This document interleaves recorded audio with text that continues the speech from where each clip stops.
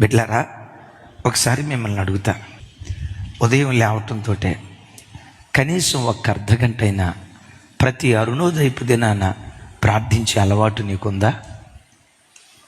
లేదు అన్నావంటే నేను చెప్పించట్లా, నీ కుటుంబం నిలవబడదాం,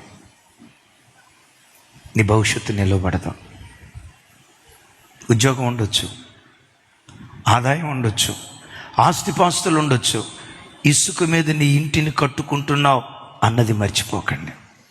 అవును, సాయంత్రం ఉద్యోగాలు ముగించుకొని ఇంటికి వస్తారు కదా, మరలా మిమ్మల్ని అడుగుతున్నాం, ఎన్ని కుటుంబాల్లో సాయంత్రం పూట కనీసం ఒక అర్ధగంట అయినా కుటుంబ సమేతంగా దేవుని సన్నిధిలో మోకరించి ఎన్ని కుటుంబాల్లో కుటుంబ ప్రార్థనలు జరుగుతున్నాయి?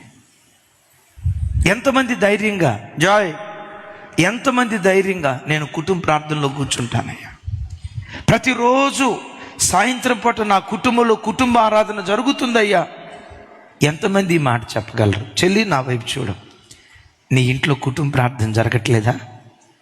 నేను చెప్పించట్లేదు, నా పిల్లలు మీరు కుటుంబ ప్రార్థన జరగట్లేదా? మీ ఇల్లు నిలవబడదాం, నిలవబడినట్లుగా కనపడుతుంది, ఏదో ఒక రోజు కుప్పలాగా కూలిపోతే. మీ భార్యాభర్తల మధ్యలో సంబంధాలు సరిగ్గా ఉండవు, ఏదో పేరుకు భార్యాభర్తలుగా కలిసినట్లుంటారు, ఏదో పేరుకు తండ్రి కొడుకుల్లాగా కలిసి ఒక ఇంట్లో ఉంటారు.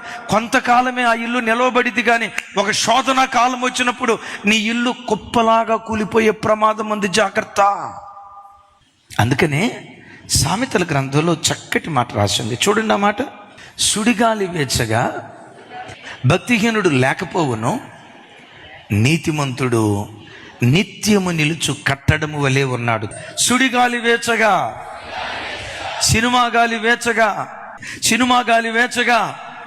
సెల్ ఫోన్ గాలి వేచగా, యూట్యూబ్ గాలి వేచగా, వాట్సాప్ స్టేటస్ గాలి వేచగా, అపవిత్రమైన పుస్తకపు గాలి వేచగా భక్తిహీనుడు లేకపోవును. ఎన్ని గాలులు వీచినా నీతిమంతుడు నిత్యము నిలుచు కట్టడం వలె ఉంటాడు. సాయంత్రం కుటుంబ సమేతంగా కూర్చొని దేవుని సన్నిధిలో కుటుంబ ఆరాధన చేసుకుంటున్నారంటే మీరు భక్తి కలిగిన ప్రజలు. మీ భక్తే నిత్యము నిలిచే సియోను కొండలాగా ఎన్ని ఆటుపోట్లు వచ్చినా, ఎన్ని అపాయాలు వచ్చినా, సాతాను ఎన్ని రకాల శోధనలు తీసుకొచ్చినా ఆ శోధనలో నిత్యము నిలిచే సియోను కొండలాగా ఉంటావు.